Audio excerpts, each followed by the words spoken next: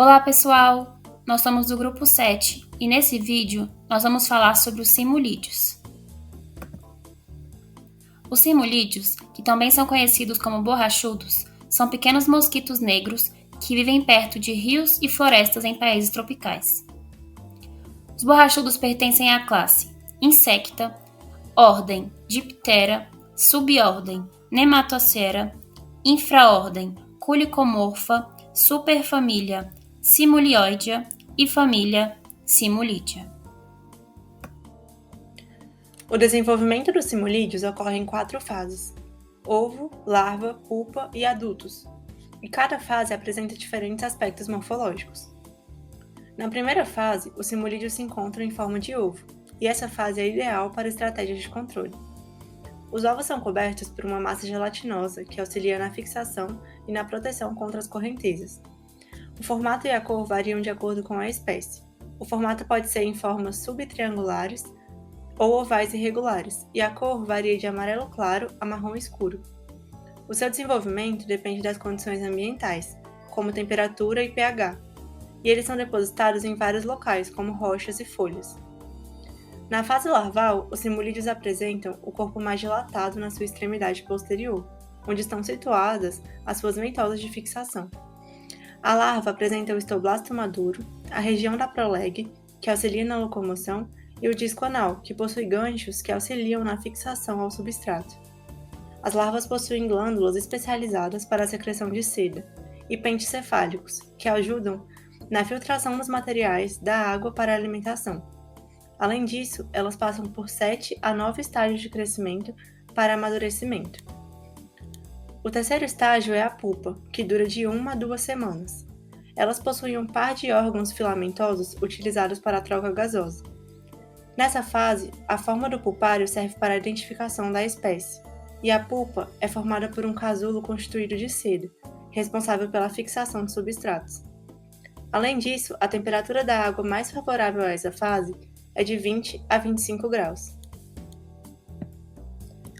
A última fase do desenvolvimento é a fase adulta, onde os cimolídeos apresentam 7 estruturas: os palpos, as peças bucais, as antenas, os olhos, o tórax, o abdômen e as asas.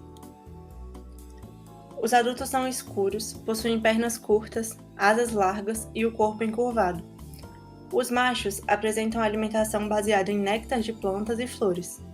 Já as fêmeas são hematófagas, ou seja, se alimentam de sangue de vertebrados, como seres humanos ou animais domésticos, para realizar o processo de geração dos seus ovos, que faz parte do ciclo biológico dos cimolídeos.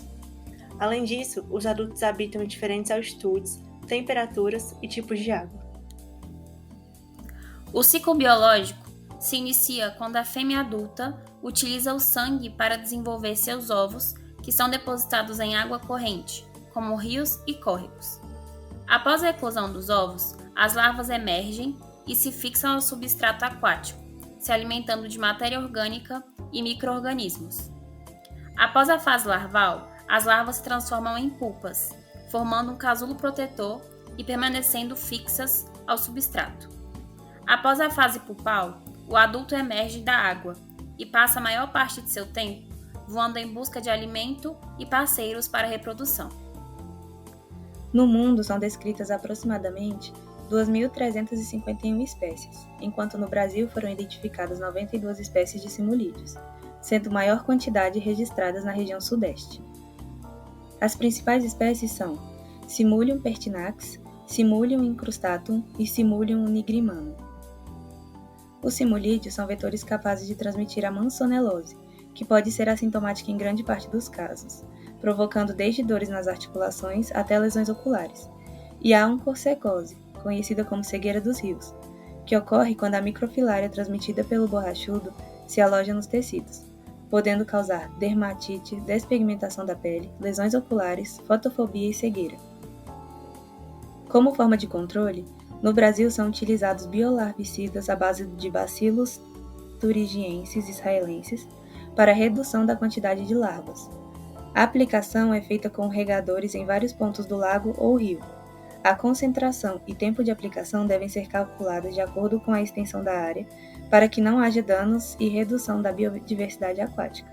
E para a profilaxia da oncocercose, é recomendado o tratamento anual com ivermectina nas regiões mais afetadas.